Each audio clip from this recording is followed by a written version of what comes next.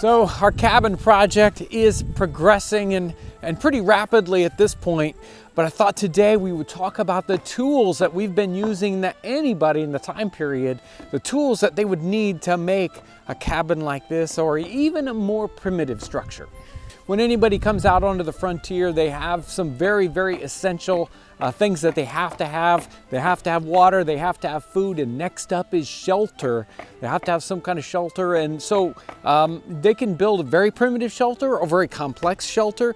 And anybody who's coming out of the frontier for tools, even for a cabin like this, you have to have a good knife. And the next thing that somebody's going to have with them is a simple belt axe. And if we needed to build shelter with our knife, we could do that, and nothing but our belt axe. You can build a cabin with a belt axe, but it's going to be a lot of work. So you're going to have probably a slightly bigger axe than that. This smallest forest axe is probably the smallest thing you'd want to use if you're trying to build a cabin like this. And we've learned really quickly as we've been using all these tools, and especially a small forest axe like this, it can do a lot. You can do a tremendous quantity with a small tool like this. I'm really a fan of these. They're small enough that you can carry them and big enough that you can really get some jobs done. You can even, fell a fairly large tree with a smaller axe like this. It just takes a lot more work.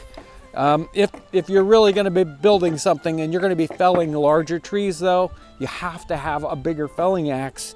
And this is a typical felling axe of a late 18th century, early 19th century. You want something with a lot of weight in its head. We've used this one a lot to take down trees and to do some of the bigger log work. You'll often see, especially in French paintings of the time period, this one's a heavy felling axe of a French style from the 17th and 18th century. We've used this one a lot. A great axe to use if you want a lot of weight, you want to get a lot of chopping done in a hurry. But I'll tell you what, when we're working on these notches and we really want to get the notches to kind of go quickly, my go-to tool is a broad axe. And this is a European style broad axe. You want it nice and sharp. It says sometimes they're even called carpenter's axes. They've got a very thin bit here and a nice wide surface. And we don't use this like you would think as much as a chopping axe, as really it's like a big chisel on a stick. So we'll take a mallet and drive this axe in straight and make a cut like you might do with a saw, except you don't need a saw. You can do it with a nice axe like this one. And we've been using these guys a lot for this project, for these V notches. So you want to make a nice straight edge notch. If you've got a green log, you can drive this right in.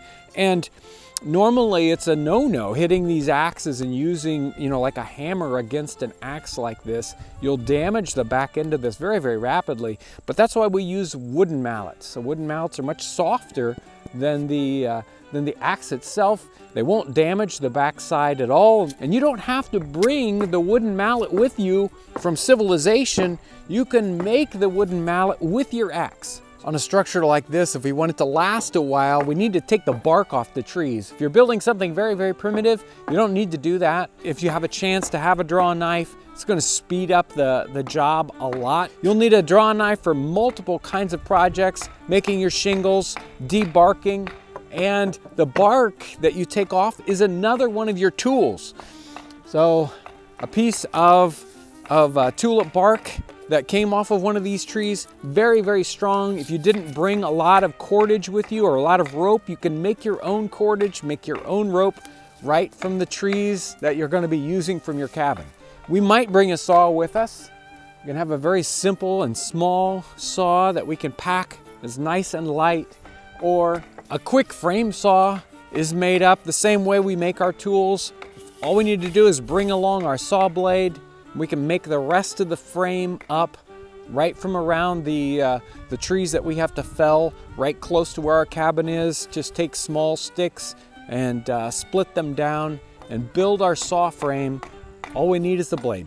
Probably the most surprising tool that we've used over and over and over again here on this cabin is one of these log staples. Or maybe it's called a timber dog. And you drive these into two logs to hold them still so that you can work on the log. An essential tool that you really have to have making a cabin like this. If we have the chance, we can also bring a nice big chisel. Really comes in handy for making some of those smooth surfaces. This is for finish work. For a nice, for a rough cabin, we might not need to have a tool like this, but another one in the bench. Another super simple tool, if we want to make it straighter, we want to have a guess as to whether our cabin is plumb, or we can use this also as a level, just a little bit of string and a weight. And another tool that all we need is just a little bit of cordage, something that we can make up right here on site. You need a little bit of oil to keep these tools in shape, because you'll drive all the oils off of them as you use them. They'll get a little damp, they'll start getting rusty, and it's hard to keep them sharp. And a tiny sharpening stone that we would carry with us, essential to keep these tools in shape, ready to use the next day. There's a couple other pieces here. If we're gonna be making a cabin with straight sides, we're gonna hew those beams out nice and straight, that nice house that you wanna make for your family that's made from hewn logs. You need to have a hewing axe that is nice, big, heavy, that's fairly short handled, and this is a chisel edged tool.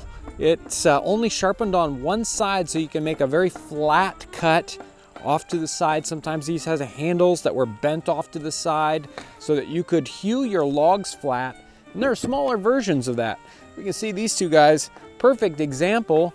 They look like they're exactly the same axe, but one of them is cut like a typical hatchet today, which is cut like that. And then the other one is a chisel cut axe, flat along one side, sharpened on the other side. And this one's a special hewing axe or hatchet also. Totally different, even though they look exactly the same, for two different jobs. We have learned so much in this cabin process. It's amazing. Having all these tools available to us so we can pick them up and start working on them.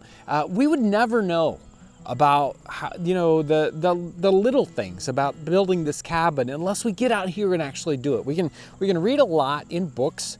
We can understand a lot, but until we get out there and try them out and say, oh, now I understand why this tool is made this way, or why I would use this one instead of that one.